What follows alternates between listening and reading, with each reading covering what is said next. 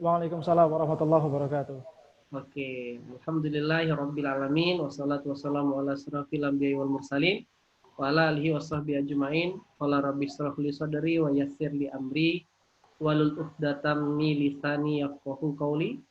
Asyhadu an la ilaha illallah wa asyhadu anna Muhammadar Rasulullah. Allahumma shalli ala Muhammad. Baik, syukron Mas Margi, Mas Wawan, Mas Gali, host kita yang luar biasa malam hari ini, akan atas kesempatan dan seluruh keluarga besar Yusan Food yang hari ini sangat semangat, yang menjadi pejuang-pejuang untuk orang untuk bisa makan sehat dan halal di Indonesia.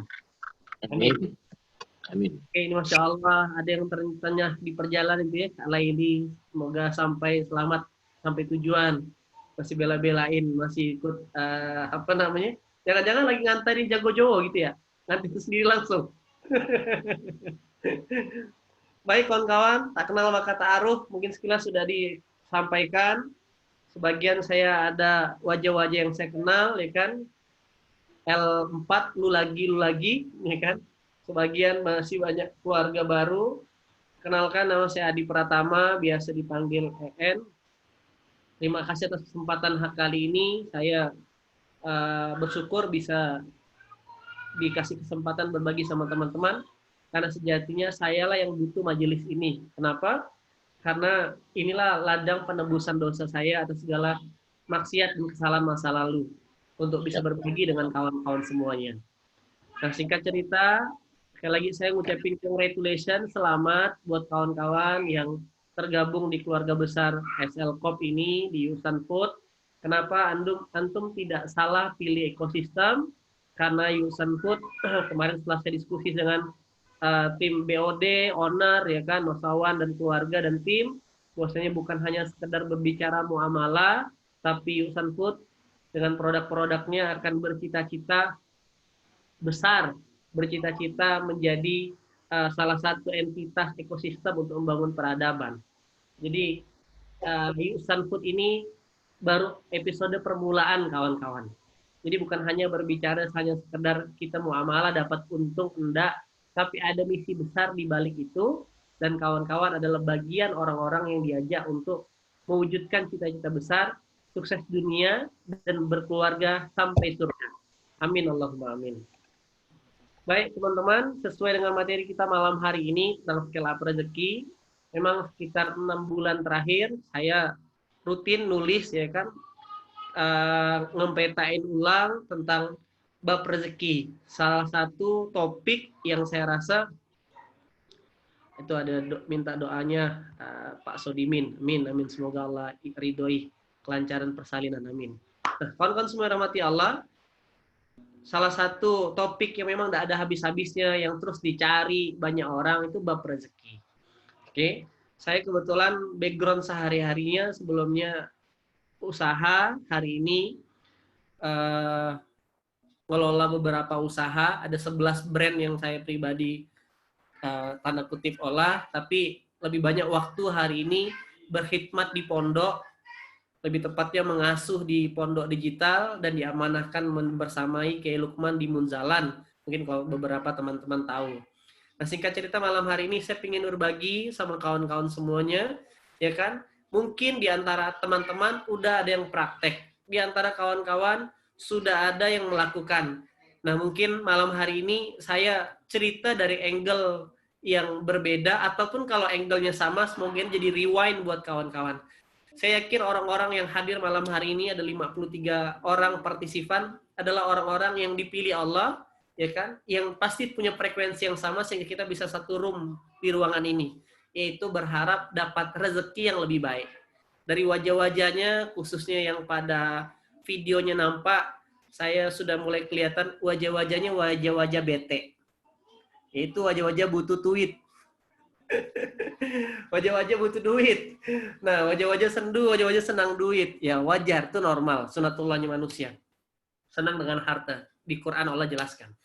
Tapi yang saya ingin sharingkan hari ini adalah, saya dulu mungkin sama sebagian dengan kawan-kawan, bercita-cita merencanakan masa depan, hidup yang lebih baik, ya kan, di usia 40 tahun pensiun, punya saving yang luar biasa, punya harta yang cukup, punya bisnis yang berkembang, bisa jalan-jalan, bisa bangun masjid, dan hidup bahagia. Sepakat ya kawan-kawan ya? Pasti punya cita-cita yang sama kayak gitu, betul? Nah, oke. Nah, lantas dalam perjalanannya, dan itu saya sudah rencanakan sejak saya mulai masuk kuliah, kawan-kawan. Nah, sejak masuk kuliah, saya sudah punya cita-cita itu. Saya kuliah di Jogja, jurusan pertambangan, sudah punya cita-cita demikian. Kenapa begitu tinggi cita-cita itu? Karena orang yang di depan kamera ini, yang kawan-kawan lihat, berasal dari keluarga yang mungkin ya di bawah standar kalau boleh saya bilang. Satu-satunya dari keluarga besar saya, ini saya cerita sekilas dulu, jadi biar kawan-kawan nyambung. Dari keluarga besar saya di Pontianak, kebetulan saya di Kalimantan, teman-teman, yang satu-satunya bisa kuliah ke Jawa itu cuma saya gitu loh. Dari sekian 7 keturunan, dari zaman Majapahit, itu cuma saya yang bisa kuliah ke Jogja. Sehingga untuk bisa sampai kuliah saja, itu yang ngantarin itu 2 angkot. Nah, kan bayangin, 10 tahun yang lalu, orang depan ini, yang ngantarin 2 angkot. Berangkatnya pakai kapal. Maka dalam hati saya harus sukses gitu loh kawan-kawan. Saya tidak mau bikin malu nama besar keluarga saya. Nah, maka di saat sebagian orang begitu kuliah ke Jawa, itu kan ngelihat kehidupan apalagi di Jogja, makanan enak, hiburan, dan belum sebagainya, saya sudah memutuskan untuk saya harus jadi orang sukses. Nah, ini. Nah, maka lingkungan saya pun sudah mulai berubah waktu itu, teman-teman. Yang sebagian besar sibuk dengan kuliahan, kongko, nongkrong. Maka yang saya lakukan sambil kuliah, saya sudah sering ikut seminar-seminar motivasi, mencari ilmu, gimana sih cara kaya, nongkrongnya dengan senior, dengan orang-orang yang sudah bekerja, gitu loh kawan-kawan. Dan di episode itu, saya mengumpulkan sebuah informasi, kesuksesan itu hanya didapatkan kalau kita kerja keras, gitu loh teman-teman. Oke, maka saya EN yang 2002 sampai 2009 punya file di kepala, punya file informasi yang melekat yang menjadi sebuah belief system mengatakan sukses itu kerja keras. Dan saya lakoni itu 12 jam, 13 jam kerja, dapat, ya dapat. Di usia 20 tahun bisa punya kendaraan roda 4, bisa, ya banyak lah yang saya bisa hasilkan kayak itu kawan-kawan. Sampai akhirnya 2009, kenalan sama Allah pertama kali. Apa yang terjadi? Kerja belasan jam yang akhirnya bisnis yang saya perjuangkan, justru bisnis ini yang membuat saya nggak makan enak sama tidur nyenyak. Karena berujung pada hutang. Nah, maka kalau hanya stop sampai pada kerja keras, ya kan? Menurut kalau dibandingkan dengan mahasiswa kebanyakan waktu itu, saya sudah menang 1-0 kawan-kawan. Tapi ternyata setelah Allah datang dengan segala kejadian asbabun nuzulnya, ya kan, yang akhirnya membuat saya punya utang ratusan juta waktu itu. Disitulah saya mulai ketemu, mulai kenalan, mulai ngerubah, mulai punya experience spiritual journey yang ketemu sama Allah. Ini yang saya pengen ceritakan sama kawan-kawan. Agar endingnya, ya kan, agar apa yang kawan-kawan perjuangan melalui Yusan Food ini, bukan Yusan Food-nya yang, bukan bisnisnya yang salah, tapi cara kita yang salah dalam menjemput rezeki, sehingga membuat rezeki itu justru membuat kita bukannya pada sirotol mustaqim, tapi pada ke kiri. Itu yang saya alamin waktu itu, kawan-kawan. Nah, singkat cerita, di saat episode hutang ratusan juta itu, ya kan, dan saya harus berhadapan dengan debt collector, dan saya doakan semoga teman-teman di sini tidak ada yang pada episode yang sama, ya kan? Disitulah asbabun nuzul, saya mulai mencari gimana sih kerjaan yang benar gitu loh kawan-kawan. Perasaan para sahabat juga, sahabatnya Rasulullah juga enggak kerja-kerja keras benar. Nah, begitu ketemu polanya, dan hari itu 2009 sampai 2013 itulah fase menemukan perjalanan balik titik momentum yang hari ini Allah izinkan dengan segala kecukupan, dengan banyak kenikmatan, dengan segala apa yang Allah berikan hari ini, more than enough, lebih daripada cukup. Apa yang dicita-citakan semuanya diwujudkan. Keliling Indonesia sudah. Ke Tanah Suci setiap tahun, insya Allah. Pondok, masjid, semuanya atas izin Allah, Allah amanahkan. Nah, gitu loh. Nah, ini saya ingin ceritakan sama teman-teman. Nah, semoga ini jadi ibroh, bukan buat untuk sombong-sombongan, enggak, ya kan? Tapi saya berharap kalau setiap muslim yang berjuang di jalan Allah paham metode ini, maka Islam akan bisa bertumbuh dan berkembang. Karena saya yakin sekali orang-orang di depan saya ini orang-orang baik. Maka orang-orang baik ini harus punya metode yang baik untuk mendapatkan hasil yang terbaik gitu loh kawan-kawan. Nah, singkat cerita, ternyata kerja keras saja enggak. Nah, kemarin saya sempat cerita di depan-depan teman-teman BOD SLCOP. Ada satu kisah yang memulai titik momentum kehidupan saya yang akhirnya mulai merubah cara berpikir. Kita sepakat bahwasanya manusia itu kalau mau ngelihat seseorang, ya kan, lihatlah kebiasaannya. Kebiasaan itu, ya kan, akan ditentukan oleh tindakan. Tindakan itu ditentukan oleh belief system. Belief system itu ditentukan oleh informasi. Karena informasi di benak saya waktu cuma kerja keras, maka kerja keras yang saya dapatkan. Kerja keras saja yang saya pakai untuk mewujudkan kekayaan gitu loh. Nah, lantas di 2009 yang titik 2009 sampai 2013 itu akhirnya saya mulai, singkat cerita, dalam perjalanan itu ada seorang sahabat yang ngasihin saya sebuah audio CD. Dan yang mengasihkan ini kebetulan non-muslim, orang Tionghoa. Dan saya dengerin waktu itu. Karena saya lagi down-downnya, terus beliau bilang, coba deh dengerin. Ini audio bagus, ya kan? Isinya ceramah Ustadz. Saya kaget, seorang Tionghoa kok dengerin ceramah Ustadz gitu loh kawan-kawan. Nah, judulnya Semua Pasti Bisa, ya kan? Judulnya Semua Pasti Bisa gitu loh. Singkat cerita, itu kisah nyata tahun 2006 di Jakarta. Ada seorang guru TK. Guru TK ini bekerja punya penghasilan 150.000. Datang ke Ustadz. Ustadz, tolong dong bagi amalan, doakan saya biar penghasilan saya nambah. Nambah gimana kata Ustadznya? Iya Ustadz, dari 150.000 nambah 450.000 udah lumayan. Nanggung amat kata Ustadz. Kok 4,5? Iya kata Ustadznya, kata guru TK-nya. Karena gaji kepala sekolah aja cuma 500.000. Nah gitu loh. Jadi dia nggak berani bermimpi lebih karena guru TK-nya cuma gaji 500.000 kawan-kawan. Nah, terus Ustadznya tanya, kamu pingin pakai cara yang biasa atau cara yang berbeda? Cara biasa gimana Ustadz? Cara biasa itu ya udah setelah ngajar kamu luangin waktu buat ngajar lagi. Kayak seperti saudara-saudara kita yang hari ini berprofesi sebagai seorang guru. Setelah ngajar di tempat A, beliau buka bimbel. Begitulah pola pikir kebanyakan di antara kita untuk menambah jumlah penghasilan kita. Terus cara yang berbeda gimana Ustadz? Cara yang Allah ajarin di Quran. Nah, apa itu Ustadz? Coba deh kamu jajal 40 hari, nggak pernah putus sholat malam, sama nggak usah berhenti sedekah. Akhirnya nih guru TK polos praktekin 40 hari sedekah rutin sama sholat malam, kecuali sedang datang bulan. 40 hari itu berarti sebulan 10 hari. Minggu, 2 minggu, 3 minggu, 4 minggu, masuk bulan kedua, bulan ketiga, bulan keempat baru nih guru TK nongol datang lagi ke majelis. Menyampari ustadznya, terus lapor, Ustadz, saya mau protes Ustadz. Protes gimana kata ustadznya? Kan Ustadz bilang, kalau saya praktekin apa yang Ustadz sarankan, yang Allah ajarin di Quran, Allah bakal kabulkan saya punya hajat. Lantas, kata ustadznya, meleset Ustadz, gimana? Saya kan ngarepnya dapatnya 450.000. Terus dapatnya 3,5 juta Ustadz, kata si guru TK. Lah kok bisa 3,5 juta? Iya Ustadz, baru 2 bulan saya praktekin, tiba-tiba saya dikenalkan dengan seorang sahabat, seorang ikhwan yang sudah siap secara lahir batin, dan dia bahkan langsung mengkhitbah dan melamar saya, dan tanpa pikir panjang, ya kan, karena proses ta'arufnya clear, dia langsung, kami menikah waktu 2 bulan setelah saya praktek. Nah, setelah menikah di bulan ketiga Ustadz, suami saya ini sudah bekerja, dan sebagai dia mengikuti manajemen keuangan yang baik, ya kan, gajinya 100% dipercayakan dengan saya untuk mengolahnya, digeser ke istri. Jadi dapatlah guru TK itu rezeki 3 juta dari suaminya. Terus 500.000-nya, coba lihat cara pertama Allah yang kawan-kawan bisa lihat ya. Sebagaimana Allah katakan, rezeki itu rumusnya min haitsu la yahtasib, dari arah yang dari sangka-sangka.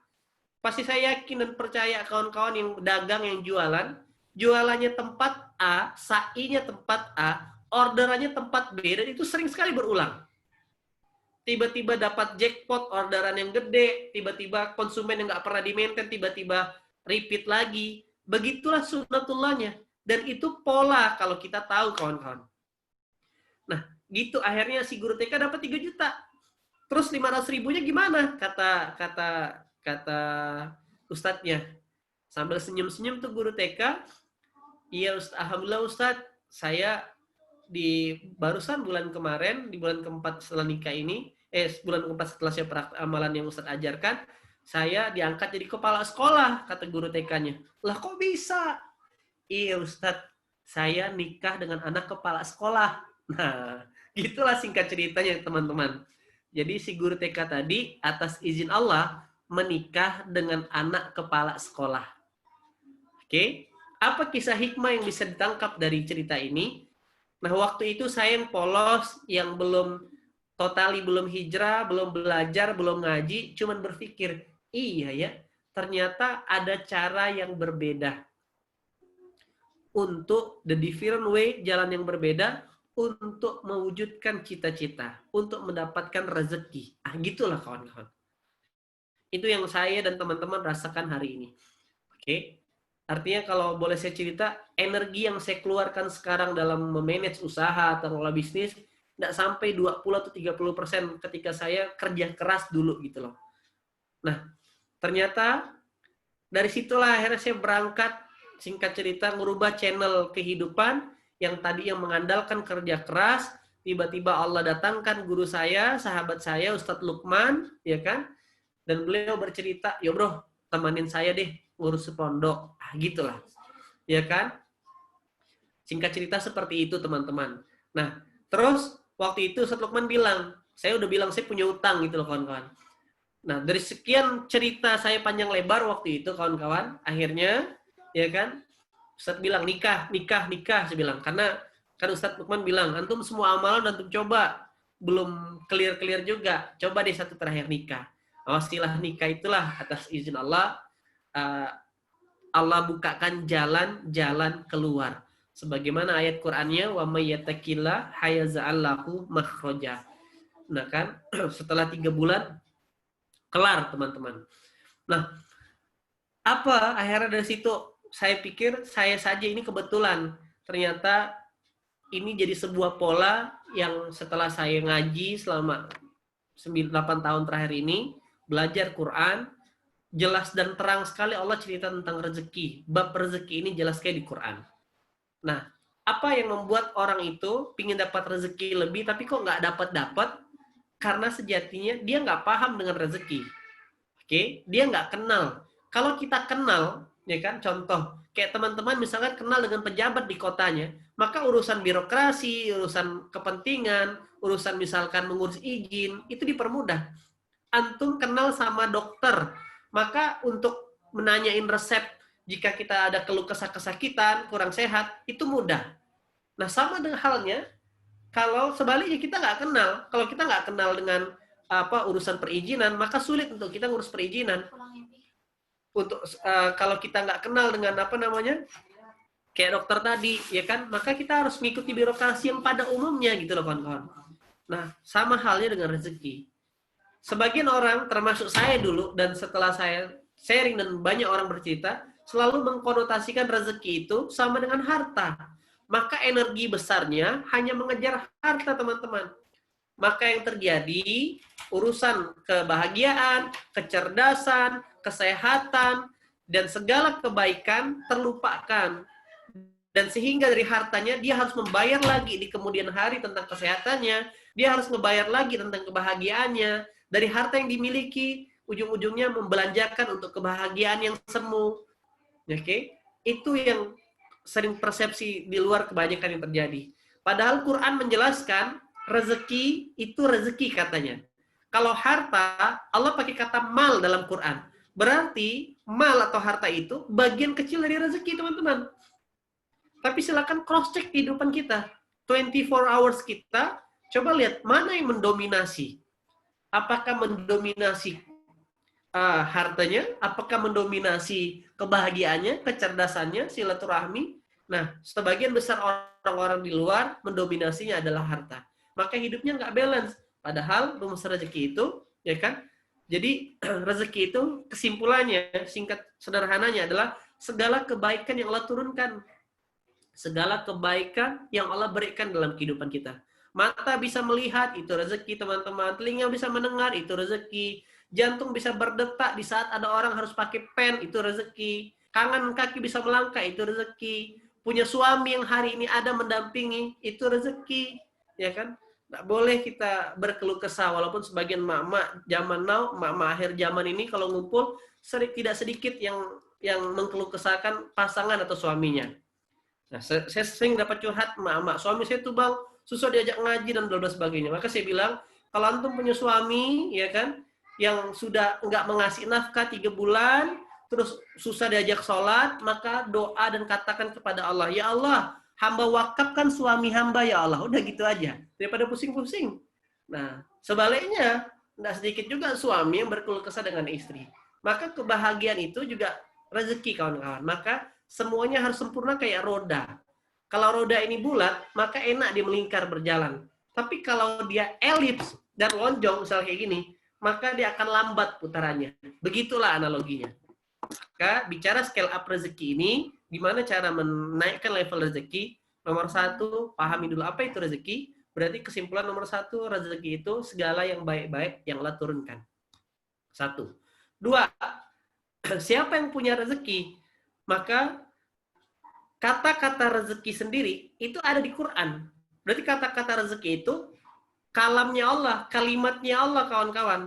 Maka kalau kata-kata rezeki itu punya Allah, maka yang sebenarnya kita kejar, kita perjuangkan adalah mendatangi atau melobi atau intens dialog komunikasi bina hubungan dengan yang punya barang. Banyak orang ingin dapat rezeki, tapi hanya sedikit orang yang menghubungi yang punya rezeki. Itu persoalannya. Banyak orang yang ingin dapatkan jodoh, tapi hanya sedikit orang yang menghubungi yang punya gudang jodoh. Nah, ingin dapat rezeki, tapi yang dikejar, yang ditempel, yang dipepet, itu calonnya rezeki. Dari mana yang lihatnya? Sederhana. Hayya ala sholah. Saat azan berkumandang, yang punya rezeki mau memanggil kawan-kawan, tapi kita malah nggak datang. Kita malah tunda. Kita malah sibuk dengan meeting. Kita masih sibuk belanja. Begitu cara sederhana ngelihatnya. Padahal yang punya rezeki bilang di surah Ghafir, surah 40 ayat ke-60, ya kan? Kalau kawan-kawan punya Quran, punya pulpen, bisa catat ini pola dan rumus di surah Ghafir, surah ke-40 ayat ke-60. Allah berfirman kawan-kawan, berdoalah kepadaku, kata Allah, ya kan? Di surah 40, ini saya buka. Dan Tuhanmu berfirman, berdoalah kepadaku, niscaya, kata Allah, aku perkenankan bagimu. Sesungguhnya orang-orang yang sombong tidak mau menyembahku akan masuk neraka. Jadi, Allah tuh bahkan dalam sebuah hadis, gengsi kalau nggak ngewujudin, kalau kita punya hajat gitu loh kawan-kawan. Pertama, di surah Ghafir, surah 40 ayat 60. Yang kedua, di surah Al-Baqarah, surah kedua, ayat ke-186, kawan-kawan. Dan apabila hamba-hambaku bertanya kepadamu Muhammad tentang aku, maka sungguhnya aku dekat. Aku kabulkan permohonan orang-orang yang apabila dia berdoa kepadaku, maka syaratnya, hendaklah mereka itu memenuhi perintahku. Itu aja. Jadi, sampai hari ini kawan-kawan, saya merasakan apa yang saya pernah jadi sebuah dream book, jadi cita-cita dulu, 10 tahun yang lalu, hampir semuanya terpenuhi. Hampir, Allah most dipenuhi. Tapi dengan cara-caranya Allah gitu loh kawan-kawan. Masjid, atas izin Allah, diamanahin bangun masjid. Diamanahin ngelola masjid. Pondok, diamanahin 2.400 pondok dari mitra gerakan infak beras kami. Oke, santri, 140.000 santri yang hari ini kita support logistiknya.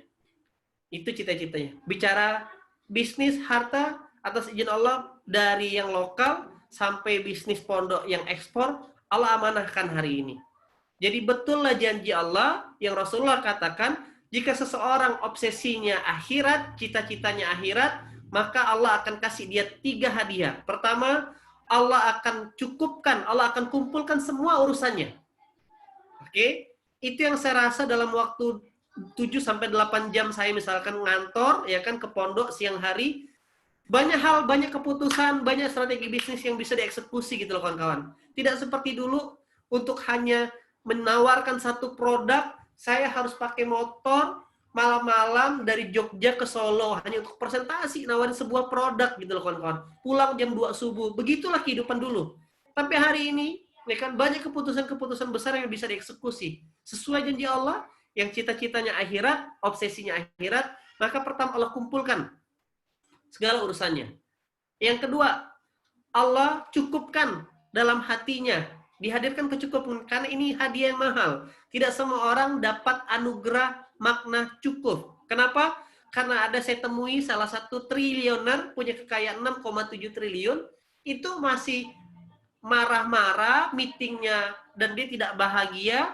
Karena apa? Karena waktu 2019 kemarin tidak achieve perusahaannya menuju aset kekayaan 7 triliun. Saya tidak sampai di benak saya. Usianya udah hampir udah 60-an tahun, tapi masih berkubang di lingkaran tersebut dan masih tidak bahagia dengan amanah 6,7 triliun. Dan barulah saya sadar bahwasanya kata-kata cukup itu tidak mudah ternyata kawan-kawan.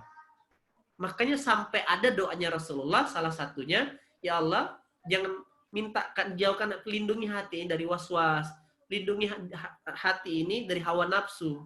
Nah gitu kawan-kawan. Jadi barang siapa yang cita-citanya akhirat, obsesinya akhirat, pertama Allah cukupkan urusan, Allah kumpulkan urusannya, Allah cukupkan urusannya. Yang kedua, Allah cukupkan di hatinya, dan yang ketiga Allah datangkan dunia dalam keadaan hina kepadanya. Bukan berarti dia miskin, enggak. Justru dunia akan terbalik mengejarnya. Nah, ini sudah dibuktikan oleh para sahabat.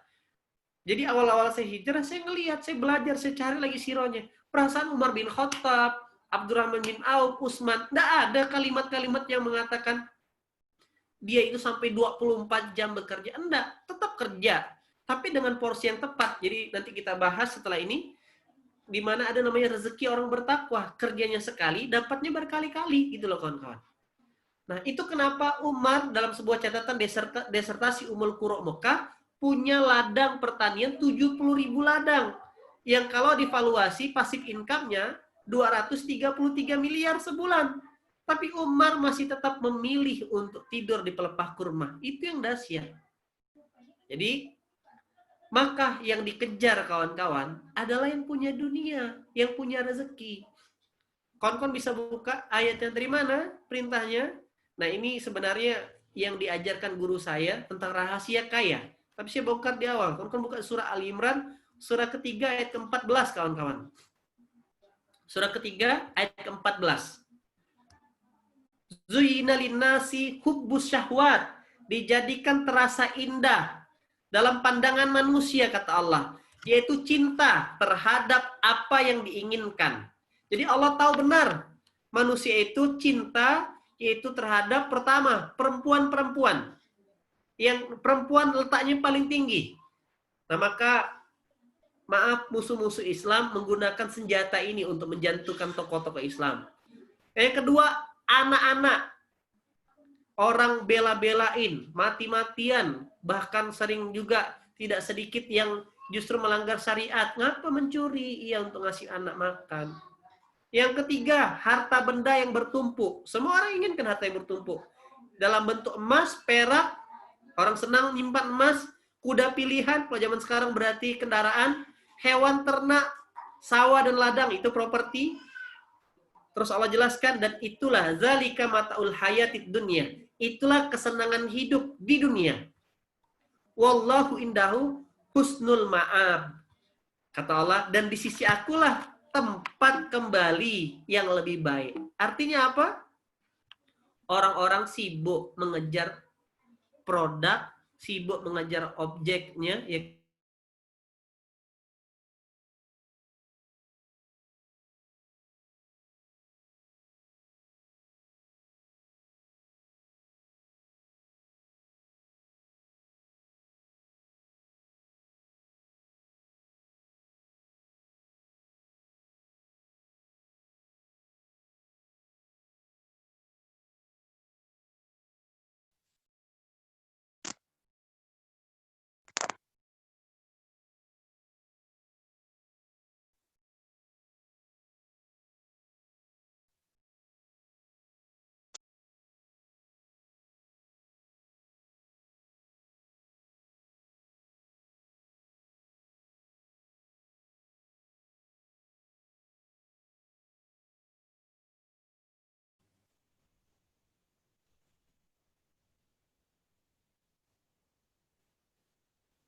Ustaz Bang En.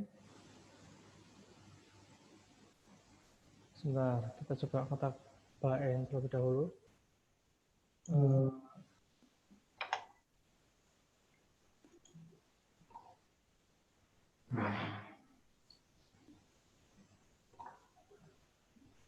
Koneksi Masih koneksi Bang En.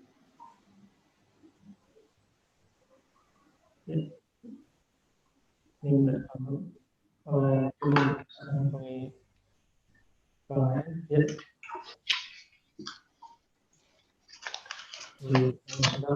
Teman-teman, Oh ya. putus tadi. Lanjut ya. Siap Bang En, siap. Lanjut. Oke, lanjut apa sudah? Lanjut. Oh, lanjut. Oke.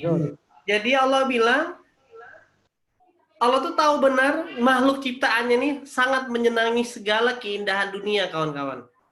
Maka di akhir ayatnya Allah bilang, di sisi akulah tempat kembali yang baik.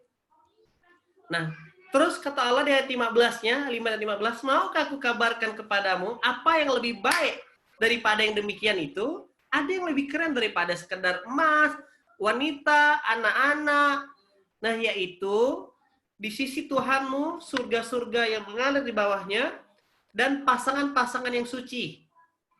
Serta ridho Allah. 3. Di sisi Allah, surga, pasangan, dan ridho. Dan Allah maha melihat hamba-hambanya. Ini ternyata harta yang lebih mahal kalau kita tahu, kawan-kawan. Kalau selama ini kita memahami berlian lah yang mahal, emas yang mahal, saham perusahaan yang mahal, ternyata Quran mengajarkan yang mahal itu adalah di sisi Allah, dikasih hadiah pasangan yang suci, dan ridho Allah. Siapa mereka? Ayat 16 kata Allah, alladzina yaquluna rabbana, orang-orang yang berdoa. Ya Tuhan kami, pertama, kami beriman kepadamu. Yang kedua, ampuni dosa-dosa kami. Yang ketiga, lindungi kami dari azab neraka. Oke? Deklarasi beriman, minta ampun kepada Allah, dan minta perlindungan dari azab neraka. Dilanjutkan ayat 17, yaitu yang keempat, yaitu berarti juga orang-orang yang sabar, orang-orang yang benar, orang-orang yang taat, dan menginfakkan sebagian hartanya, dan memohon ampun, dikunci lagi dengan mohon ampun sebelum fajar. Dibalik. Jadi Allah akan kasih hadiah, deh. Jadi misalkan saya nih dengan Mas Wawan. Mas Wawan ini dikenal sangat dermawan, se-Purwokerto, se-Jawa Tengah, se-antero Jogja. Setiap orang yang datang minta tolong pasti disupport. Tapi ada dua perlakuan antara orang yang hanya sekedar tahu dengan orang yang kenal dekat.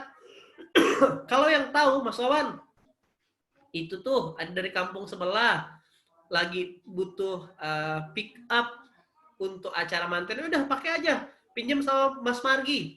Nanti hubungi aja ya. Paling gitu kesimpulannya.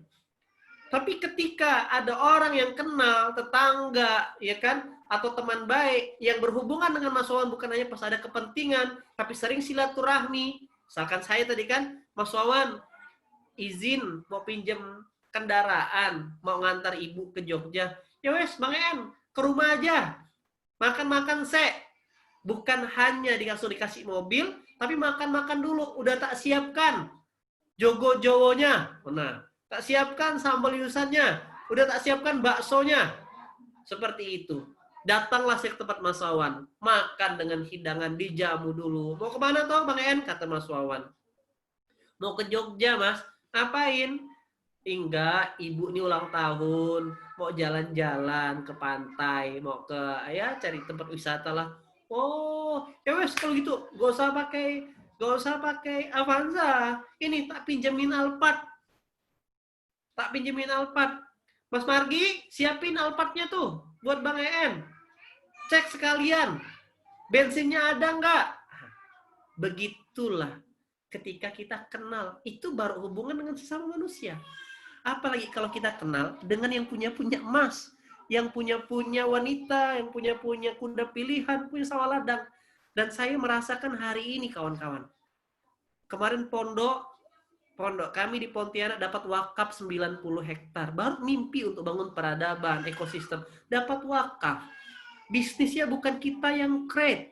kemarin ada profesor dari Jogja, profesor UGM, meneliti punya 1.200 produk turunan kelapa yang punya disertasi lengkap dengan file penelitiannya. Selama ini sia-siakan dengan birokrasi. Datang ke Pontianak, ke pondok. Saya siap berkhidmat mengabdi. Udah tua, udah sepuh 60 tahun.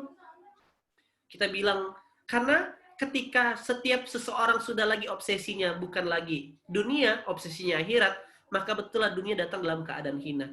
Obsesinya betul-betul kejar Allah, maka dunia datang. Ini yang dibalik.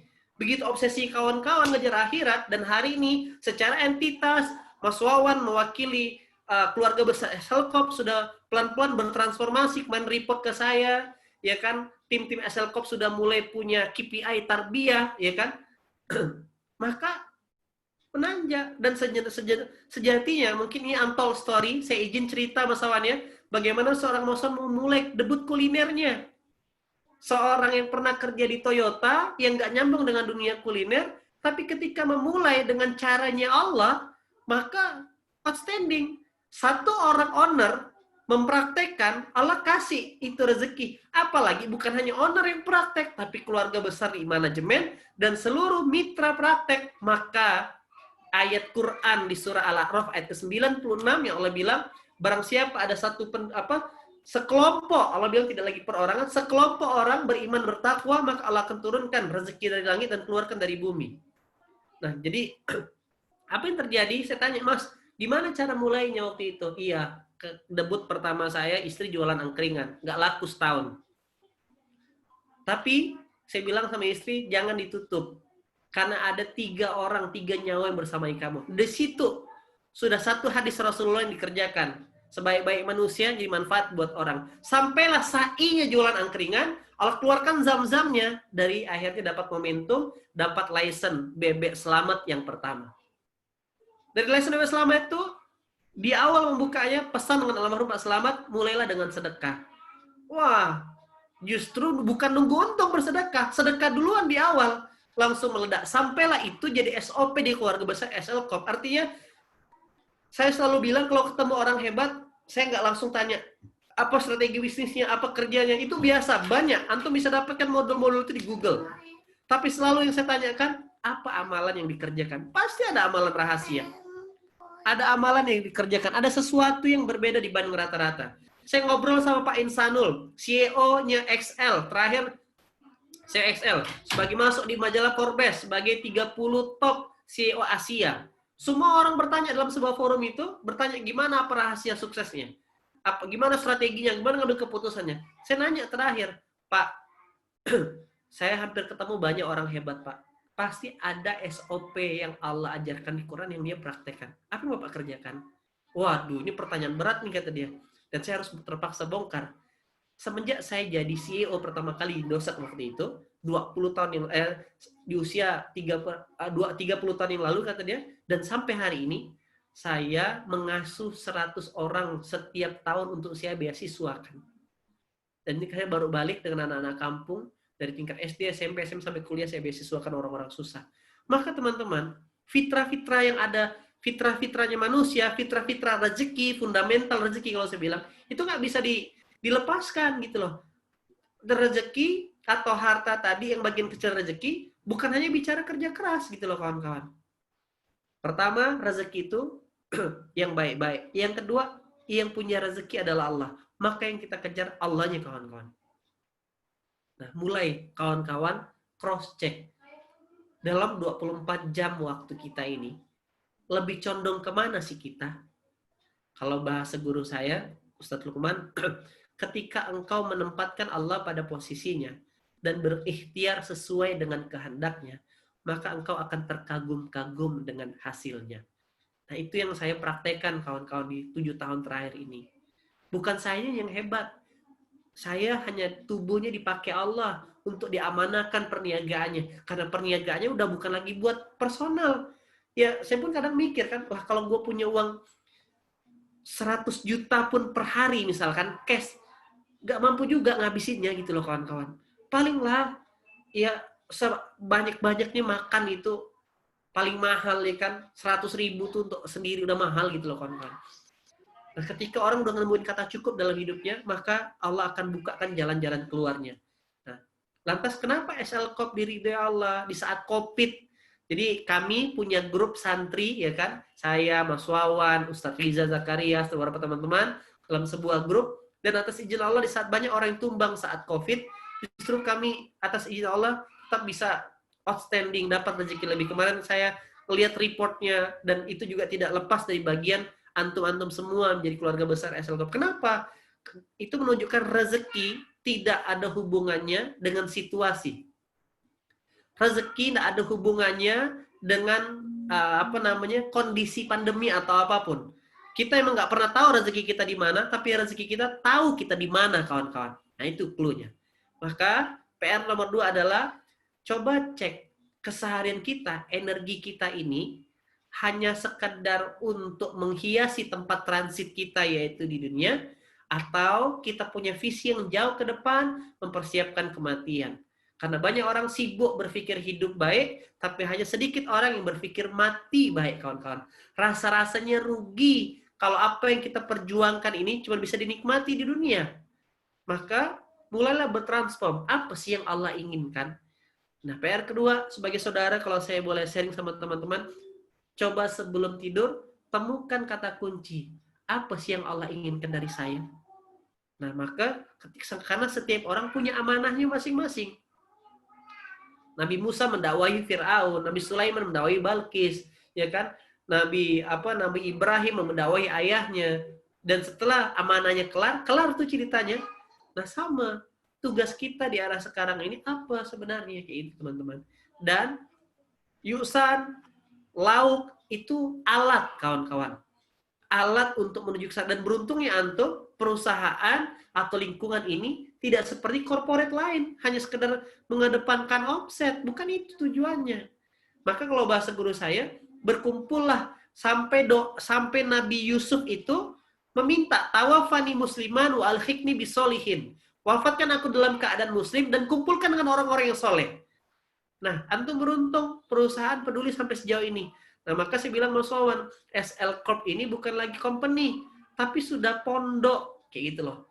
Karena sudah spiritual company, sudah takwa company gitu loh, kawan-kawan. Itu dia. Fondasi yang kedua, kenali siapa yang punya rezeki. Yang ketiga, kaidah rezeki ini, kawan-kawan. Tidak ada istilah, gimana kok kusut banget? Iya nih, lagi seret, nggak ada rezeki. Lah, tidak ada istilah Quran, tidak ada rezeki. Nah, yang ada, kita nggak paham posisi rezeki itu di mana. Allah berfirman di surah Az-Zariyat, surah ke-50 ayat ke-22, kawan-kawan. Kawan-kawan bisa buka di surah 51, Az-Zariyat ayat ke-20. Wafis sama, ya kan? Surah ayat ke-22. Wafis sama iris kukum. Wama tu'adun. Di langitnya Allah terdapat sebab-sebab rezekimu, kata Allah. Jadi ternyata urusan materi, urusan harta, urusan bisnis, urusan jodoh, urusan kesehatan, urusan kebahagiaan, itu ternyata sudah Allah tuliskan di langitnya. Allah dimitingkan dengan para malaikat. Rezekinya Bang Helen berapa, rezekinya Bang Zulfikar berapa, rezekinya untuk Kak Laili berapa, rezeki Kang Randy, dan sebagainya. Kalau kita sepakat Allah itu maha kaya, maka sejatinya hambanya juga kaya sebenarnya, kawan-kawan. Lantas kenapa ada yang susah? Padahal di Quran, di surah An-Najm ayat ke-48, Allah menciptakan kekayaan dan kecukupan. Cuma 2 template-nya, kaya dan cukup. Berarti kalau ada di luar itu, saya sering bercanda, jangan-jangan bukan ciptaan Allah, ciptaan Cina, KW jadinya. Nah, gitu kadang candaannya. Nah, jadi, wafis sama edis kukum, di langit-langitnya Allah terdapat sebab-sebab rezekimu, kata Allah. Persoalannya, kita ini bukan saat ini, kita nggak di langit, kita sedang sainya di bumi. Nah, yang membuat berbeda adalah kontraknya di langit, aktivitasnya di bumi. Sehingga akhirnya akal kita yang terbatas menerjemahkan untuk mengakses rezeki, balik-balik dengan kerja keras tok. Lupa bagaimana melobi langit. Nah, gitu loh, kawan-kawan. Maka kalau kita berharap semua proposal langit kita ke approval dan kita sepakat yang punya rezeki adalah Allah, ya kan? Maka yang kita lakukanlah apa yang langit inginkan. Apalah yang Allah inginkan. Itu saja sederhananya kawan rumusnya. Antum punya rumah 2 lantai misalkan. Di lantai di atas TV masih nyala. Terus kita teriak-teriak di bawah, matikan TV, matikan TV, matikan TV. Yang akan mati TV-nya kalau kita nggak naik ke atas, matiin TV gitu loh. Nah sama, nggak akan berubah kondisi langit, kondisi ketetapan rezeki kalau kita tidak menjalankan apa yang langit perintahkan. Kita lebih sibuk mencari job desk, KPI, strategi terhadap apa yang sebenarnya sudah Allah janjikan, yaitu rezeki. Sehingga waktu itu saya cerita saya ya, berapa banyak buku motivasi, berapa banyak coach bisnis yang saya datangi, betapa banyak tempat workshop yang saya hadiri kawan-kawan, saya investasikan, dan akhirnya sampai di satu kesimpulan, kalau semua ini bisa mengantarkan orang itu sukses dan kaya, tentunya sudah banyak orang yang sukses dan kaya gitu loh. Ternyata ada faktor yang lebih. Di atas itu adalah di surah Ar-Ra'd ayat ke-26. Nah, inilah kaidah rezeki tadi. Ini saya percepat ya. Saya cerita kulitnya dulu tentang skala rezeki ini. Nah, Allah huya besutu irizqa liman yasha. Allah melapangkan rezeki bagi siapa yang ia kehendaki, dan Allah membatasi. Jadi tidak ada istilah tidak ada rezeki. Kalaulah analogi rezeki itu kayak laut, air di lautan, terus kita bertetanggaan, terus rumahnya teman-teman, airnya deras. Kenapa? Karena pipanya benar, lancar airnya. Terus di tempat saya, misalkan netes airnya. Lah, padahal sumbernya sama, laut. Airnya nggak habis-habisnya, akhirnya masih ramai. Nah, terus yang terjadi ketika pipanya saya netes, saya justru sibuknya, oh iya cari pompa, pakai pompa deh, kayak gitu loh.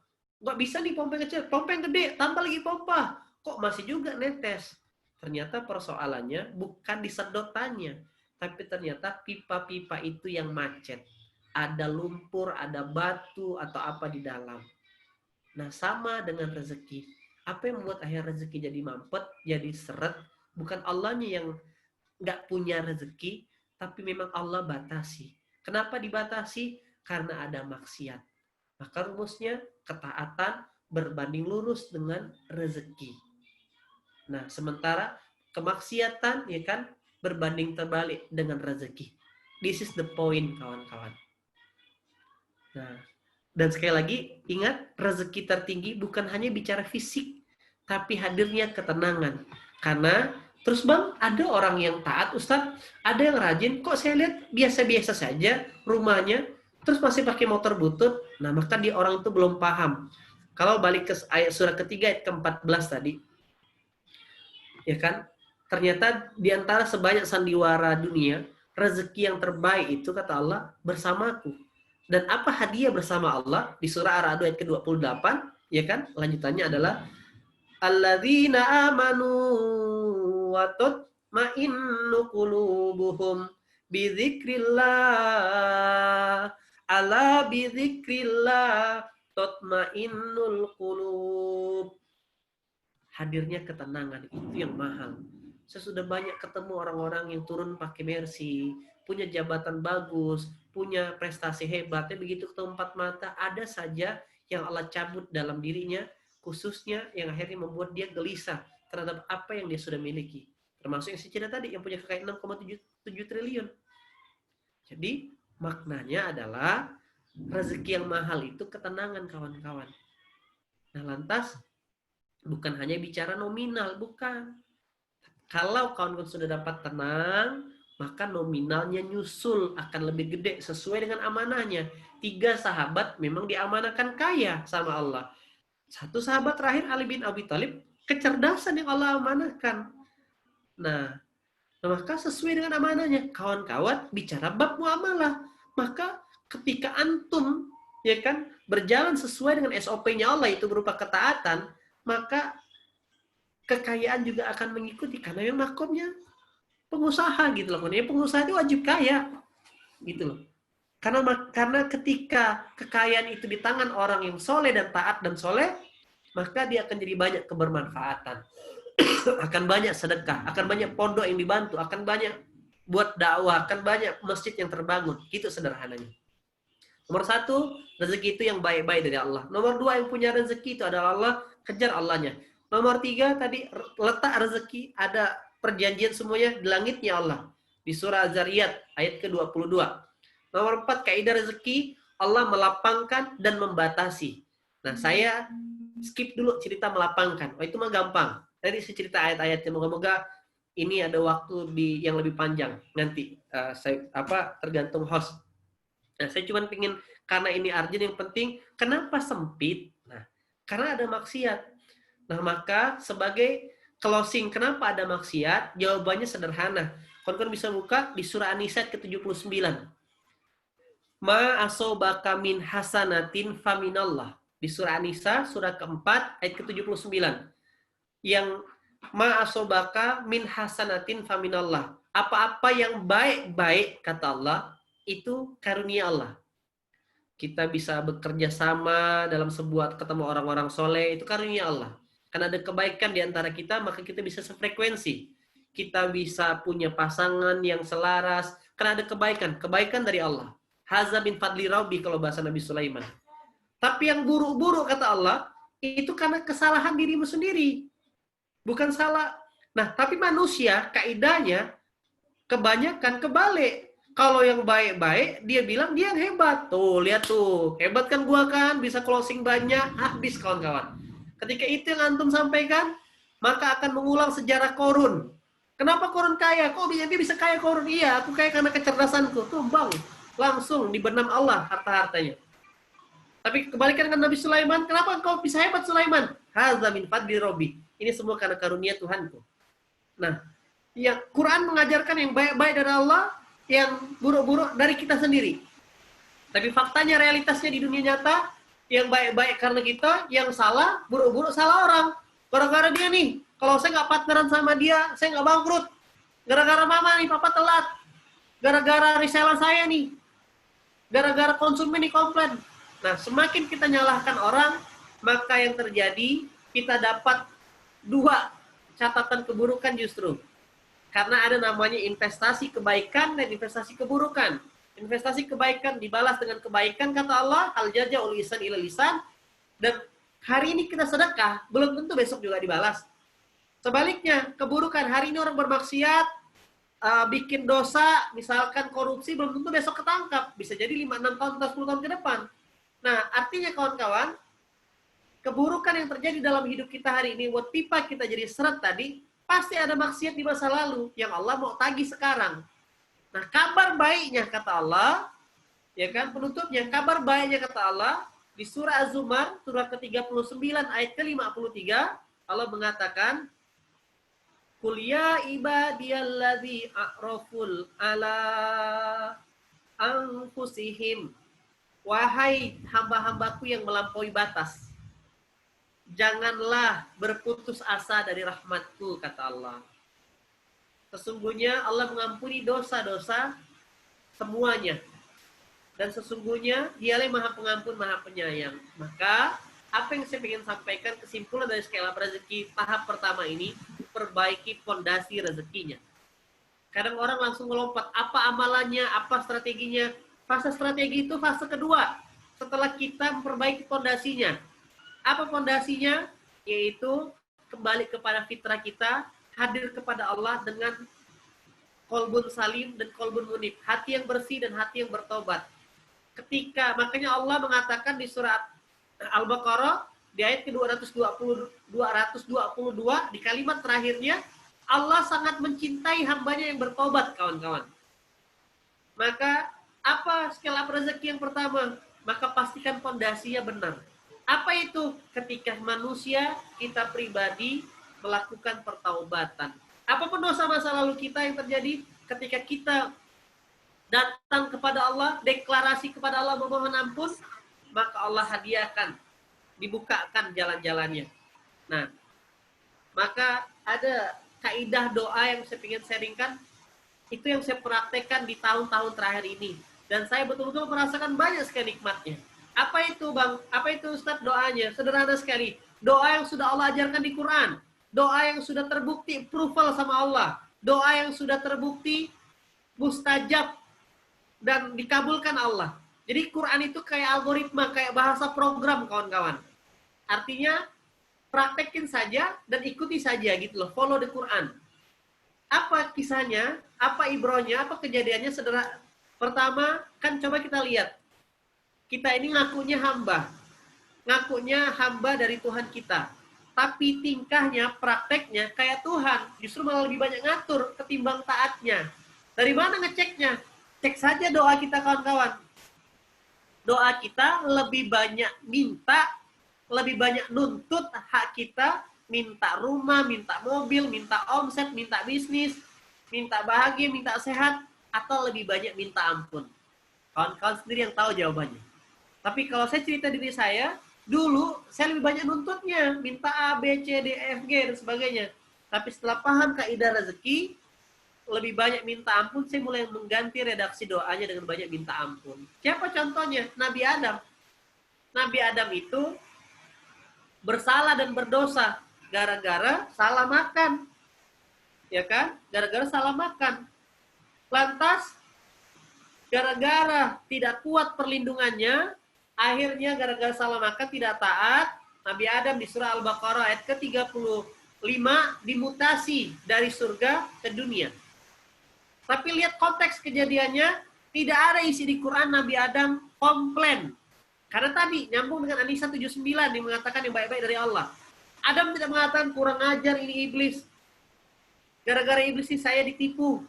Gara-gara iblis saya dimutasi. Enggak demikian kawan-kawan. Adam dengan lantang mengatakan dalam perjalanan panjang barulah ketemu passwordnya. Passwordnya adalah Rabbana zolamna anfusana wa ilam taghfir lana wa tarhamna lanakuna minal khosirin. Ya Allah, sesungguhnya hamba yang zalim ya Allah. Jika Engkau tidak mengampunkan hamba ya Allah, hamba akan jadi orang yang merugi. Begitulah passwordnya Nabi Adam kawan-kawan. Karena Adam dan Siti Hawa melakukan deklarasi permohonan ampun, maka atas izin Allah kedua manusia ini dipertemukan lagi di Jabal Rahmah tanpa ada alat bantu, GPS dan sebagainya. Satu, Nabi Adam. Yang kedua, saya singkat-singkat nih ya, karena pasti waktu kita terbatas. Belajar dari Nabi Yunus. Nabi Yunus baper. Ternyata dakwah tidak boleh baper. Ketika Nabi Yunus ngajakin umatnya untuk beriman kepada Tuhannya, nggak mau. Akhirnya kabur, ninggalin. Gara-gara baper, justru Allah hukum dalam 3 kegelapan. Malam, laut, malam perut ikan. Tapi tidak ada redaksi Quran, Nabi Yunus justru menyalahkan orang kapal yang membuangnya. Dalam kesadarannya akhirnya Nabi Yunus menemukan passwordnya di surah Al-Anbiya, surah ke-21 ayat ke-87. La ilaha illa anta, subhanaka inni kuntu minaz zalimin. Tidak Tuhan selain Engkau ya Allah. Aku yang zalim. Passwordnya tepat. Akhirnya ikan tadi muncul ke permukaan, memuntahkan Nabi Yunus. Nabi Yunus makan labunya. Dari labu itu akhirnya ada kekuatan masuk ke daratan. Dan ditemuinya 100.000 pengikutnya dulu sibuk mencari. Yunus, kau kemana aja? Kata pengikutnya. Kami sudah beriman dengan Tuhanmu. Kaget Yunus. Begitulah dua kisah ini kawan-kawan menjelaskan bahwasanya Nabi Adam dibuang dari surga, nggak pernah minta balik ke surga. Nabi Adam berpisah dengan istrinya, tidak pernah minta dipertemukan dengan istrinya. Nabi Adam, nggak pernah menyalahkan iblis.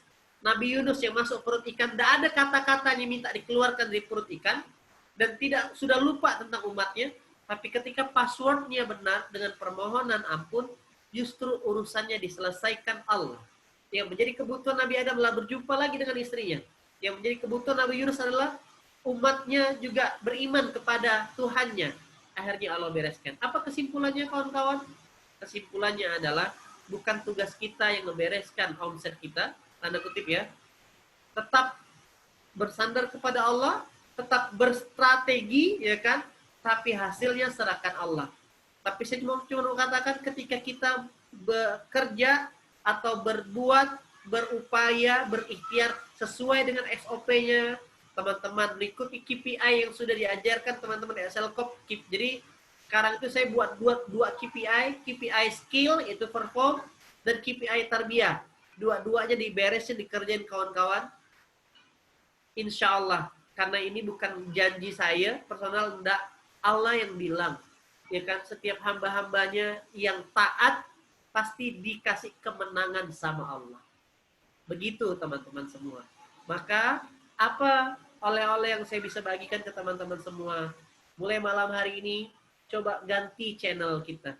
Bukan banyak nuntutnya, tapi banyak minta ampunnya. Dengan minta ampun, berarti itu satu fase kita beresin, yaitu membenahi fondasi scale up rezeki. Kalau Allah sudah ngasih ampunan, maka Allah akan turunkan kecintaannya. Dan kalau Allah sudah cinta, antum nggak minta pun dikasih.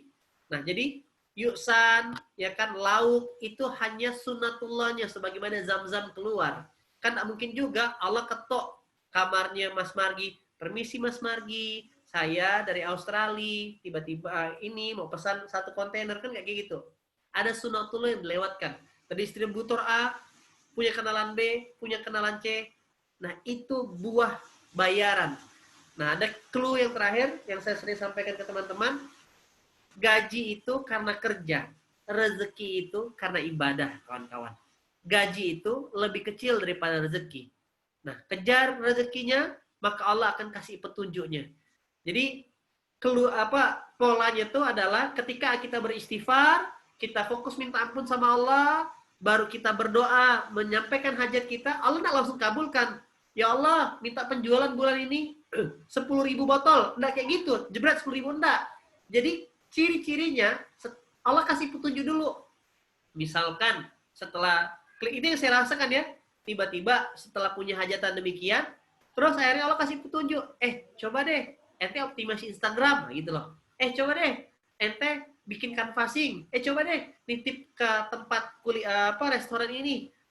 Cluenya Allah kasih petunjuk. Itu rezekinya. Baru dari petunjuk itu, kita eksekusi, dapat hasilnya.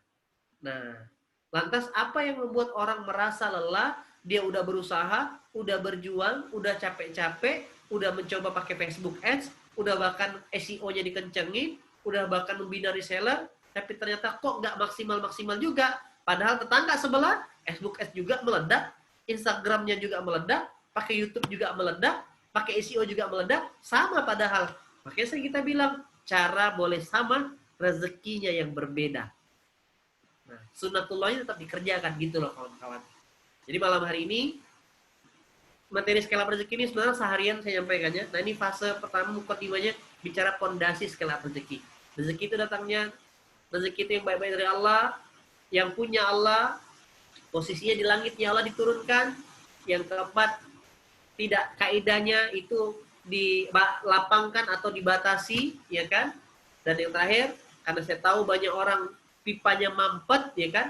Nah, maka yang terjadi, apa solusinya dari mampet itu? Cuman istighfar, minta ampun.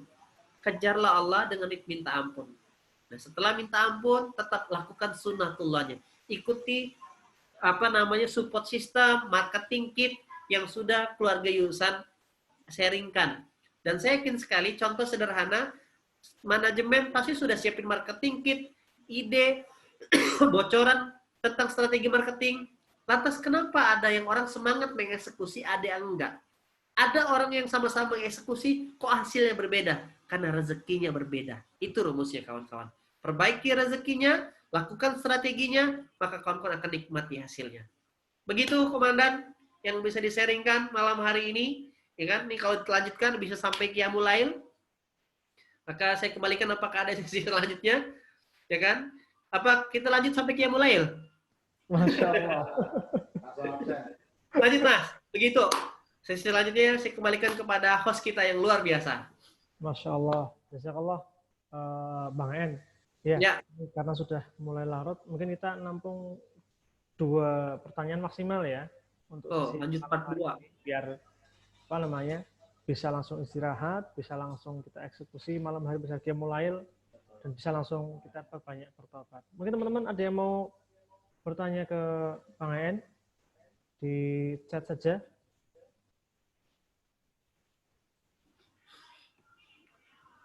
Berbanyak syukur. Part 2-nya itu tentang tadi itu fondasi. Part 2 itu tentang tiang scale up rezeki. Jadi scale up rezeki itu nanti itu bentuknya rumah rezeki. Fondasi, tiang, atap, jadi rumah. Ustadz ada channel YouTube atau Facebook nggak Ustadz? Itu ada yang nanya itu Ustadz. Oh, channel YouTube-nya itu ini apa namanya? Pondok Digital. Pondok Digital Ah, ah.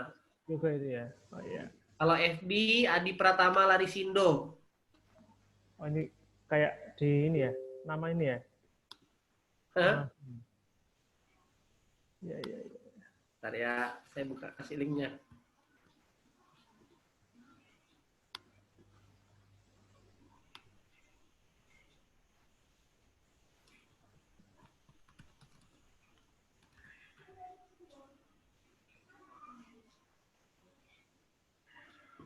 Kawan-kawan bisa add saya di Facebook.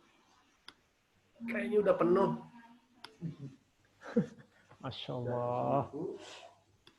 Bisa mengikuti antri.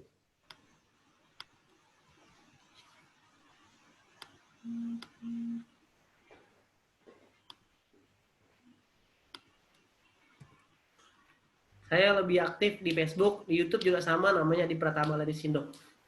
Itu kawan-kawan. Terus kalau mau saya voice note tentang scale up rezeki, ada kawan-kawan bisa dengar di Telegram.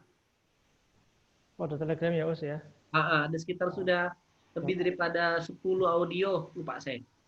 Insya Allah. Begitu kawan-kawan. Ya, teman-teman semuanya bisa mengikuti Bang AN, itu ada di Facebooknya dan ada Telegramnya ya. Nanti silakan bisa download audionya Bang AN di Telegram. Dan oh iya, namanya Adi Pratama Larisindo. Ya. Ya, mungkin sementara itu dulu biar materinya nggak terlalu banyak. Langsung kita praktekkan malam hari nanti. Mungkin dari saya Ustadz,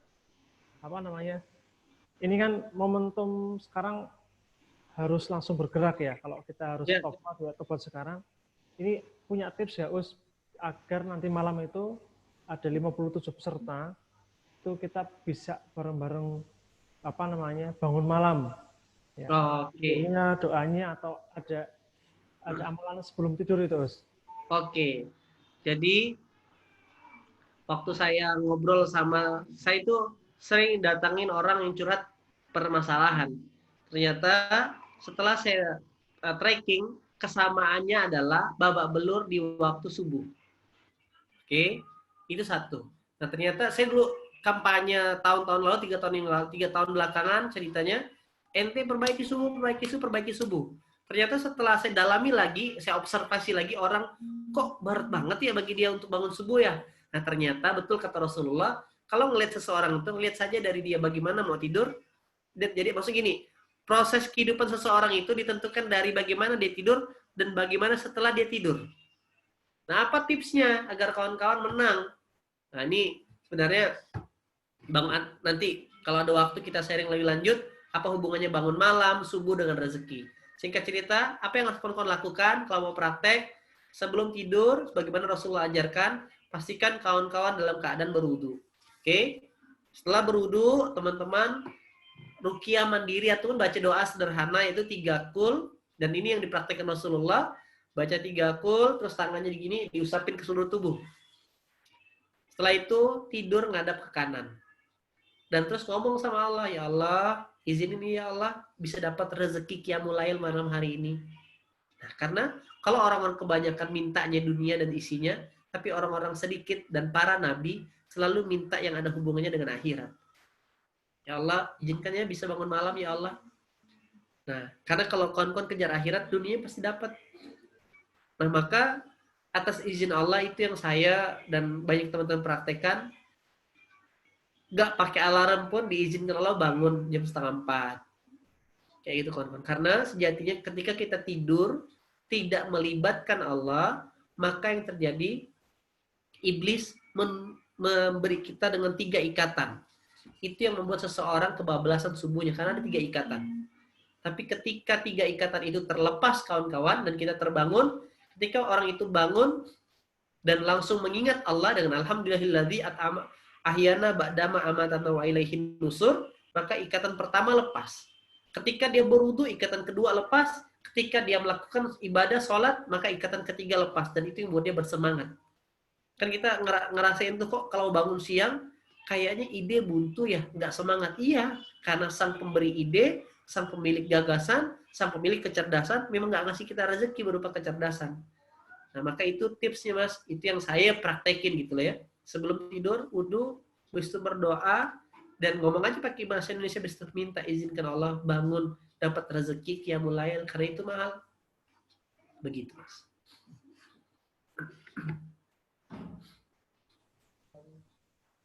Ya, syukron Bang En. Ya. Saya tulis di komentar ya. Nanti biar teman-teman bisa baca. Yang pertama, diulangi lagi, sebelum tidur kita harus berwudu. Ya, kita baca 3 surat terakhir ya, fikul ya.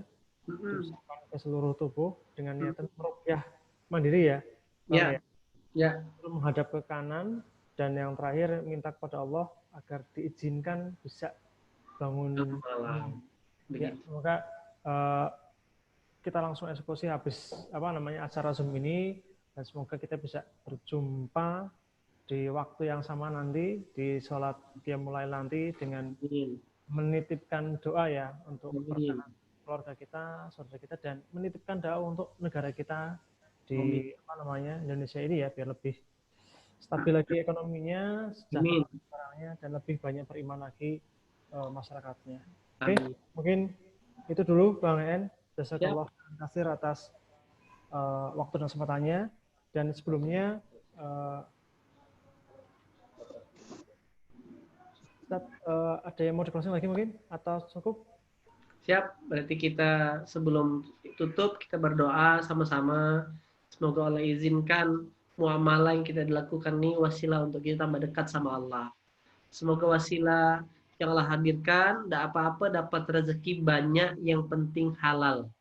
Daripada sedikit tapi haram. Semoga usaha yang kawan-kawan lakukan ini, ya kan, justru menghadirkan kebahagiaan, sakinah, mawaddah rumah tangga, anak-anak turunan soleh soleha, segala hajat dikabulkan Allah, dan kita bisa bersama reunion lagi seperti ini, bukan hanya di Zoom meeting, tapi bisa sama-sama keluarga besar yuk, Sunfood bisa satu pesawat sampai ke Baitullah. Amin. Amin ya rabbal alamin. Amin ya Allah. Bismillahirrahmanirrahim. Alhamdulillahi rabbil alamin, wassalatu wassalamu ala asrafil anbiya'i wal mursalin wa ala alihi wa sahbihi ajma'in. Rabbana zalamna anfusana wa illam taghfir lana wa tarhamna lanakuna minal khasirin. La ilaha illa anta subhanaka inna kunna minaz zalimin. Allahumma innaka ghafurun karim tuhibbul afwa fa'fu anna ya karim. Rabbana faghfir lana dzunubana wa kaffir anna sayyi'atina wa tawaffana ma'al abrar ya aziz ya ghaffar ya rabbal alamin.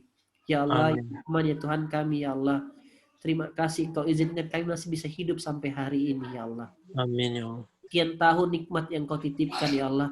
Salah kami selama ini, ya Allah. Kami pikir rezeki itu karena kerja keras kami. Ternyata kami baru sadar rezeki itu karena karunia dan karena titipan. Kau percaya dengan kami, ya Allah. Ya Allah, kami sadar bahwasanya kenapa hidup kami belum juga bahagia, karena maksiat yang kami lakukan dosa di masa lalu, ya Allah. Maka malam hari kami mohon ampun atas segala dosa dan kesalahan kami, ya Allah. Maafkan kami yang selama ini lalai terhadap perintah-Mu, ya Allah. Menunda setiap panggilan-Mu, ya Allah. Ampunkan kami, ya Allah. Syukur-syukur Engkau tidak delete kami saat kami melalaikan perintah-Mu, ya Allah. Syukur-syukur Engkau tidak cabut nyawa kami, ya Rabb. Ya Allah, ya Rahman, ya Tuhan kami, ya Allah. Kami yang dulu pernah berdusta, ampunkan kami, ampunkan lisan ini, ya Allah. Mata kami yang pernah melihat keburukan orang lain, ampunkan mata ini, ya Allah. Tangan ini, ya Allah, pernah mengambil yang bukan haknya, maafkan kami, ya Allah. Lisan ini yang pernah menipu dan berkhianat, ampunkan kami, ya Allah. Tubuh ini pernah mendekati zina, ampun, ya Allah. Amin. Kami yang kadang tidak adil, ya Allah. Minta rezeki banyak, tapi kami lupa maksiat kami juga banyak, ya Rob. Maka malam hari ini kami tidak minta apa-apa, selain minta ampun, ya Allah. Kami hanya minta ampun kepada-Mu yang Maha Rahman dan Maha Rahim, ya Rabb. Kalau Engkau tidak mengampunkan kami, ya Allah, kepada siapa lagi kami minta ampunan ini, ya Allah? Karena Engkaulah Tuhan pemilik alam semesta ini, ya Rabb. Ya Allah, ya Rahman, ya Tuhan kami, ya Allah. Sebagaimana Engkau mengampunkan Nabi Adam, ya Allah, maka ampunkan kami juga keturunannya, ya Allah. Sebagaimana Engkau mengampunkan Nabi Yunus, ampunkan kami juga, ya Allah. Ya Allah, ya Rahman, ya Tuhan kami. Amin. Izinkan kami semua, ya Allah, bisa kembali kepada Engkau dalam keadaan husnul khotimah, ya Rabb. Amin. Dan izinkan rezeki yang Kau titipkan kepada kami, rezeki yang halal, ya Allah. Jadikan kami soleh-soleha, ya Allah. Jadikan kebiasaan yang kami Engkau titipkan hari ini, wasilah yu'san, wasilah sambal, Amin. bubuyur, dan sebagainya, ya Allah. Wasilah kami tambah dekat dan taat kepadamu, ya Allah. Bukan kami yang hebat, ya Allah. Engkau yang hebat, ya Rabb. Kami ikut skenario-Mu, ya Allah. Dan mudah-mudahan izinkan kami setelah ini, ya Allah, untuk jadi hamba-Mu yang taat. Jika Engkau takdirkan kekayaan kepada Utsman bin Affan, Abdurrahman bin Auf, maka takdirkan juga kekayaan kepada kami untuk tambah dekat dan taat kepadamu, ya Allah. Bimbing kami, ajar kami caranya, ya Rabb. Allahumma rabbana anzil alaina ma'idatan minas sama'i takunu lana idda awwalina wa akhirina wa ayatan minka warzuqna wa anta khairur raziqin. Ya Allah, jika ada kebaikan malam hari ini, jika ada kebaikan Kau catat di setiap hati-hati kami, ya Allah. Maka kebaikannya untuk kedua orang tua kami, ya Rabb. Alihkan kebaikannya untuk kedua orang tua kami, ya Allah. Kami tidak ingin, ya Allah, menjadi timbangan berat untuk dia menuju surgamu, ya Allah. Justru kami ingin menjadikan kami menjadi anak yang soleh untuk mereka, ya Rabb. Alihkan pahalanya untuk kedua orang tua kami, ya Allah. Dan izinkan kami, ya Allah, anak turun kami menjadi anak yang soleh, soleha. Pasangan kami, pasangan kurota ayun, kena rezeki halal yang kami titipkan ini, ya Allah. Wasilah perniagaan ini. Rabbana taqabbal minna innaka antas samiul alim. Rabbana atina fid dunya hasanah wa fil akhirati hasanah wa qina azabannar. Subhana rabbika rabbil izzati amma yasifun. Wassalamu alal mursalin walhamdulillahi rabbil alamin. Amin. Teman-teman, makan, persawan. Matur nuwun Ustaz. Alhamdulillah. Wassalam. Matur nuwun. Ya, saling mendoakan teman-teman ya. Sedikit doa juga. Lagi dimanakan banyak sekali amanah umat ini. Semoga istiqomah dalam dakwah. Makasih buat Bang Hela, Pak Margi, Bang Deli, Pak Tom, Bang Zulfikar, Bang Hamaji, Kak Nur Faizati, dan semua teman-teman yang hadir malam hari ini. Yang lebih dari Allah, yang kurang dari saya pribadi, ya kan. Mohon maaf apabila ada kata-kata yang salah, ya kan. Semoga kita semua diizinkan Allah sebelum bisa reuni di surganya Allah, reuni di Baitullahnya Allah. Jauh dekat dalam doa. Bersaudara sampai surga, sampai jumpa di Baitullah. Insyaallah. Dengan hamdalah, alhamdulillahirabbil alamin, dan doa kafarat majelis. Subhanakallahumma wa bihamdika asyhadu an la ilaha illa anta astaghfiruka wa atubu ilaik. Assalamualaikum warahmatullahi wabarakatuh. Terima kasih Bang En. Ya, sama. Mas Ari. Lanjut. Ya, teman-teman, mungkin minta waktu 1 menit. Ini dari ada question untuk evaluasi. Itu di kolom komentar Mas Helan sudah simple linknya. Silakan nanti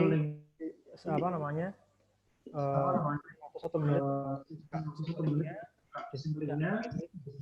pilih ke Zoom yang pernah teman-teman isi atau yang minimal hari kita minta tolong di share-nya. Kami dan untuk mengadakan Zoom di hari ke depan. Dan insya Allah materi dengan Bang Suaranya bergema, Kak. Nggak jelas. Suaranya? Kayak echo gitu. Oh ya, sekarang sudah jelas. Iya. Minta dibantu teman-teman semuanya yang 1-2 menit untuk bisa buka di kolom komentar. Di situ Mas Helan sudah ngirim linknya.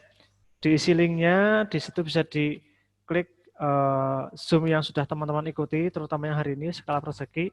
Tolong diisi formnya untuk evaluasi kami agar next Zoom-nya bisa lebih baik lagi dari hari sekarang. Dan insya Allah dengan Bang En kita akan adain Zoom lagi untuk kalau dari ini baru kita bahas pondasi, next time kita akan bahas tiang-tiangnya semoga insya Allah. Oke. Ya, sebelum saya close, saya tutup, silahkan diklik dulu simbolnya.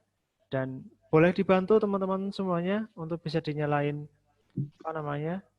kamera videonya untuk kita bareng-bareng bisa capture ya. Yuk.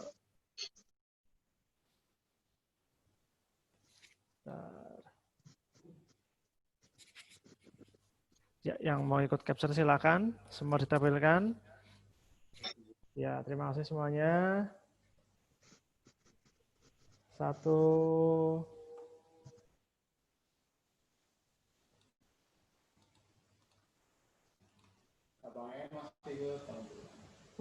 2.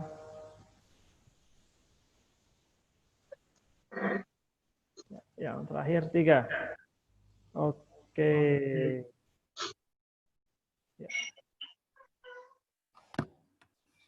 Ya, terima kasih atas waktunya. Buat teman-teman yang belum klik form kuesioner kami, silahkan diklik. Bagi yang sudah, terima kasih. Jazakallah khairan katsir atas atensinya hari ini. Saya doakan semoga semua di antara kita yang ikut Zoom meeting hari ini, saya doakan semoga dimudahkan dalam proses tidurnya dan bisa nanti malam semua kita bisa berkumpul di sepertiga malam terakhir untuk melaksanakan sholat qiyamul lail ya, dan disaatkan keluarganya, dilancarkan rezekinya ya, dan semoga Amin. lebih baik dari malam sebelumnya. Ya, semoga yang lagi ada musibah sakit semoga diangkat penyakitnya. Allah lapangkan jalannya. Oke, yang sudah klik simbolnya, kalau mau izin monggo. Yang belum diklik, silakan diklik dulu diselesaikan. Kita minta dibantu agar. Dan rekaman malam hari ini insya Allah akan kita sharingkan maksimal besok siang atau besok sore. Nanti silakan di link tadi nanti diisi nomor HP-nya. Nanti kita akan step awal kita akan masuk, kita ngechat teman-teman semuanya untuk link Zoom meeting malam hari ini. Jadi silakan buka simbol yang tadi yang ada di komentar ya. Sudah ada 6 ya, alhamdulillah sudah ada 50-an ya, tinggal sedikit lagi, silakan diklik dan diisi. Paling bawah itu nanti ada nomor HP-nya ya untuk yang diisi. Insya Allah linknya akan kita share ke nomor HP teman-teman. Habis pertama. Belum dah. Ini tutup nih. Coba cek lagi. Udah, tambah lagi.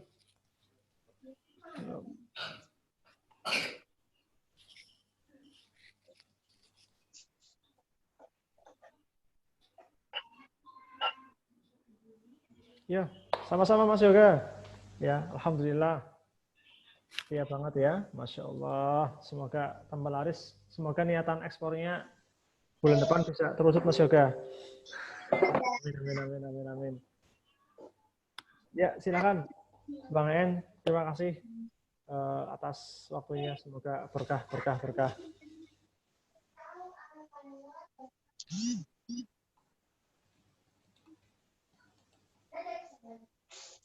Alhamdulillah sudah nambah 52 orang. Ya, tinggal satu lagi tadi ada yang belum atau mungkin masih proses ngisi ya. Iya.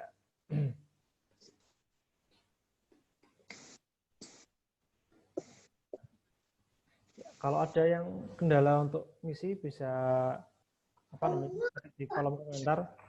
Nanti tim kami bisa ikut bantu kalau ada kendala isi formnya.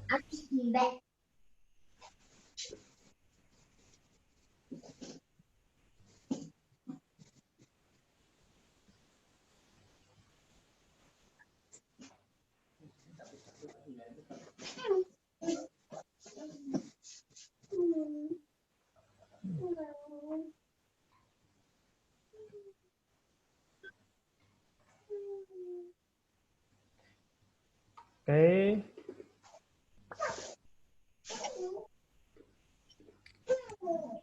Ya, nanti di simboling itu nanti ada. Bentar, saya coba ikut buka.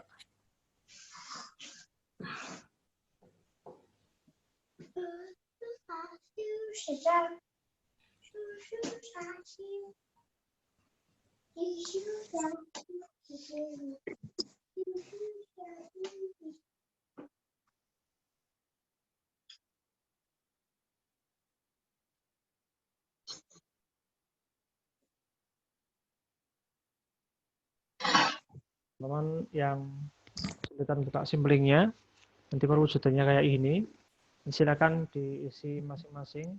Kalau ternyata butuh waktu, dicatat saja alamat simplingnya, ya, simple simpelink.com, ya, /yusanfood. Di situ ada 3 yang bisa diklik, ya. Itu Zoom pertama adalah menginstal mental pemenang, yang Zoom kedua itu membuat video modal HP, dan Zoom yang terakhir yang hari ini yaitu adalah skala rezeki. Buat teman-teman yang belum mengikuti Zoom yang sebelumnya, menginstal bintang pemenang atau membuat video modal HP, nanti bisa tanya di teman-teman distributornya, ya, atau bisa japri ke saya, ya, untuk di-sharekan linknya, ya, link Zoom-nya. Insya Allah kita sudah collecting semuanya. Ini ada yang beberapa tanggapan, ya.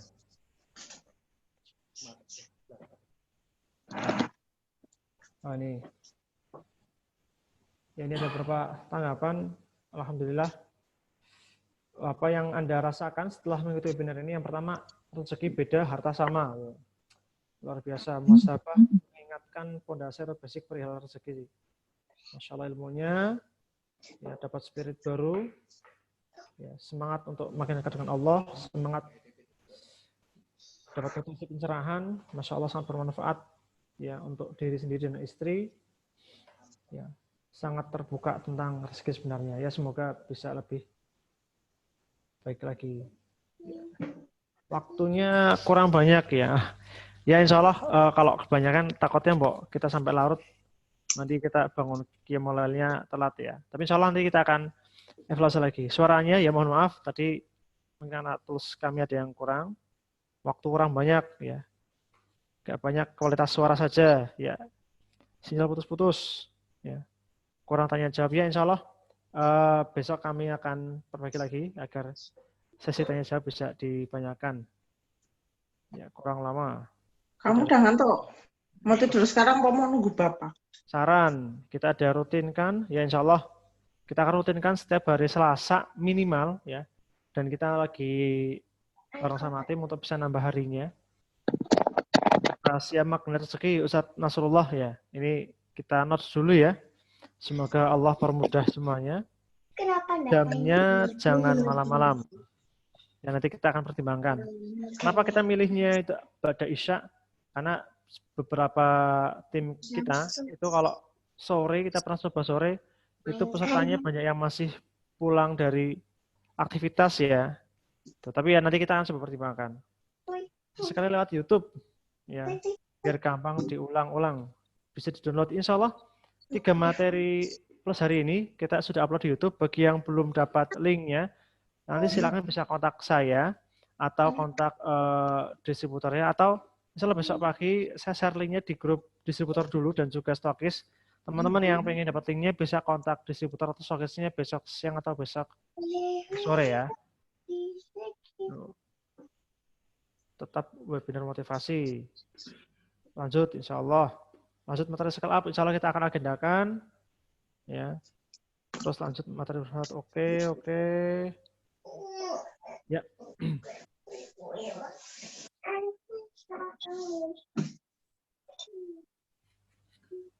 Don Mas Eko. Iya, silakan.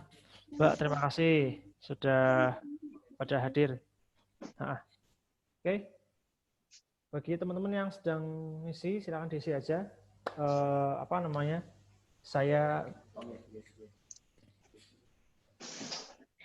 Saya cukupkan malam hari ini, ya. Tadi sudah ditutup dengan doa penutup majelis. Saya mewakili teman-teman panitia Zoom malam hari ini, meminta maaf yang seterusnya kalau banyak kekurangan di malam hari ini. Semoga teman-teman lebih baik lagi, dan kami doakan semoga teman-teman omsetnya naik, tambah berkah, tambah manfaat untuk keluarga dan juga untuk lingkungan. Ya, saya akhiri dan sekaligus saya tutup Zoom pada pertemuan malam hari ini dengan membaca lafaz Alhamdulillah, alhamdulillahirabbil alamin. Terima kasih semuanya. Syukran jazakallahu khairan katsir atas atensinya. Assalamualaikum warahmatullahi wabarakatuh. Waalaikumsalam warahmatullahi wabarakatuh. Waalaikumsalam warahmatullahi wabarakatuh. Jazakallahu khair. Barakah. Amin, amin, amin, amin.